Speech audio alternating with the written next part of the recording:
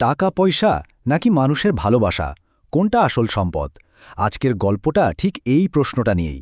চলুন ফাহিম আল চৌধুরীর জীবনের দিকে তাকাই, যার গল্প আমাদের শেখায় যে প্রকৃত সম্পদ আসলে কোথায় লুকিয়ে থাকে। ফাহিম আল চৌধুরীর এই কথাটা খেয়াল করুন। তার মতে জীবনের সব অর্জনের পেছনে আছে শুধু একটাই জিনিস, মায়ের দোয়া। আর এই একটা বিশ্বাসই কিন্তু তার পুরো জীবনের মূল ভিত্তি। তার গল্পের শুরু থেকে শেষ পর্যন্ত এই দোয়াটাই আসলে মূল চালিকা শক্তি। তো এই যে এত বড় একটা বিশ্বাসের কথা বলা হচ্ছে, এর ভিত্তিটা কোথায়? এর শেকড়টা কিন্তু পোতা ছিল একেবারে ছোটবেলায়। চলুন তার বাবা মা জাহানারা বেগম আর আব্দুল চৌধুরীর প্রতি তার যে ভালোবাসা আর ভক্তি, সেই গল্পটা দিয়ে শুরু করি।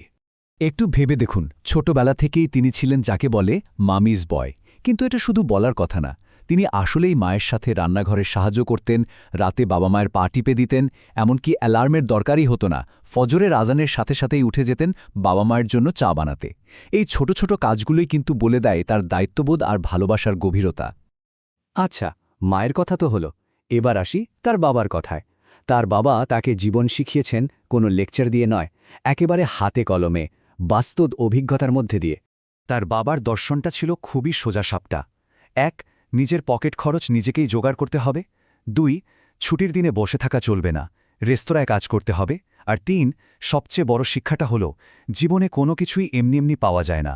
এই যে বাস্তব জ্ঞান, এটাই ছিল তার ভবিষ্যতের জন্য সবচেয়ে বড় ইনভেস্টমেন্ট। কিন্তু এর পেছনে একটা দারুণ চালাকি ছিল। তার বাবা কিন্তু ইচ্ছে করেই তাকে শুক্র আর শনিবার রাতে কাজে পাঠাতেন।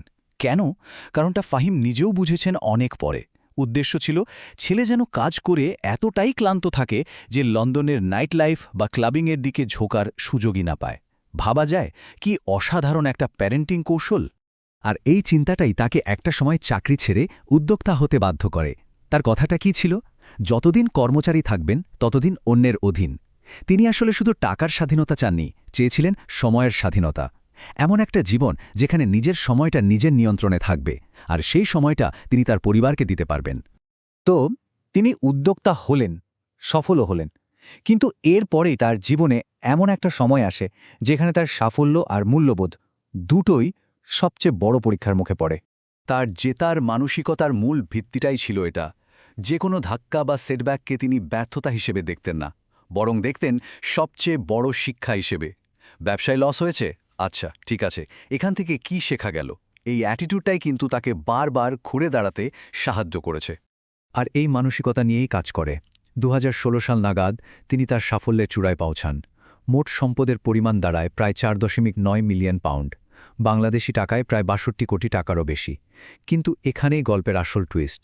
এই বিপুল সম্পত্তি তার জীবনের সবচেয়ে বড় পরীক্ষা হয়ে দাঁড়ায়।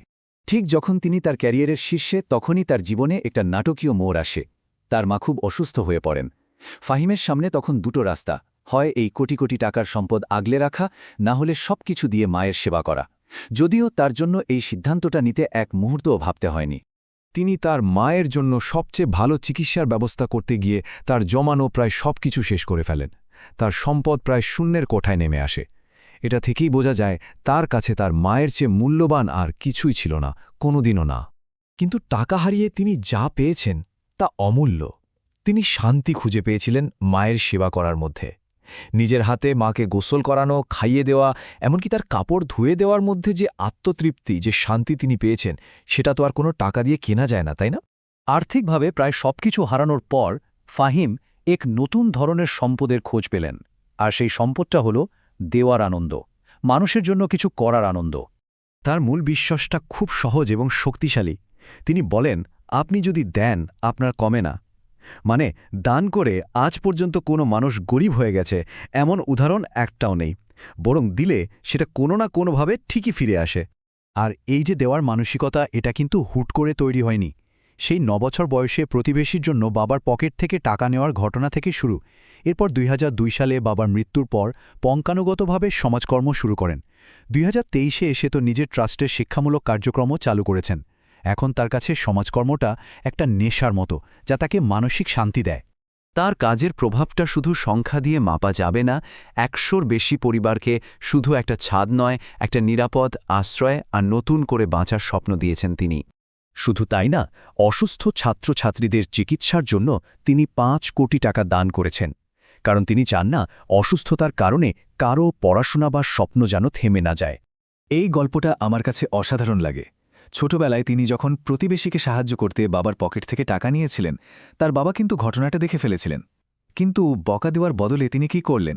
ড্রয়ারে আরও কিছু টাকা রেখে দিয়ে বললেন, দরকার হলে এখান থেকে নিও, যাতে চোর হতে না হয়। ভাবুন একবার, শাস্তি না দিয়ে তিনি ছেলেকে দানের সঠিক পথটা দেখিয়ে দিলেন। কি দারুণ একটা শিক্ষা! তো এই পুরো জীবন গল্প থেকে আমাদের জন্য, বিশেষ করে নতুন প্রজন্মের জন্য তার বার্তাটা কি? তার বার্তাটা খুব সাধারণ, কিন্তু খুব গভীর। বাবা মায়ের সাথে শুধু তর্ক না করে তাদের যত্ন নিন। নিজেকে একবার প্রশ্ন করুন তো, শেষ কবে মায়ের জন্য তার প্রিয় ফলটা কিনে নিয়ে গিয়েছেন, বা কোনো কারণ ছাড়াই বাবাকে একটা ছোট উপহার দিয়েছেন? বন্ধুদের সাথে বা অবসরে আমরা অনেক সময় দিই, কিন্তু বাবা মায়ের জন্য করা এই ছোট ছোট কাজগুলোই কিন্তু জীবনের সবচেয়ে বড় বিনিয়োগ। তিনি মায়ের দোয়াকে একটা দারুণ জিনিসের সাথে তুলনা করেছেন, ফিক্সড ডিপোজিট। এটা এমন একটা আধ্যাত্মিক সেভিংস অ্যাকাউন্ট যার আসল মূল্যটা হয়তো তখনই বোঝা যায় যখন মা আর পাশে থাকেন না, আর ততদিনে হয়তো অনেক দেরি হয়ে যায়। আর ফাহিমের জীবন আমাদের সবার জন্য এই প্রশ্নটাই রেখে যায়, আমরা আমাদের আজকের দিনে দোয়ার কোনো ফিক্সড ডিপোজিট তৈরি করছি? আমাদের জীবনের সবচেয়ে মূল্যবান মানুষদের জন্য আমরা ভালোবাসার কোনো সঞ্চয় রেখে যাচ্ছি?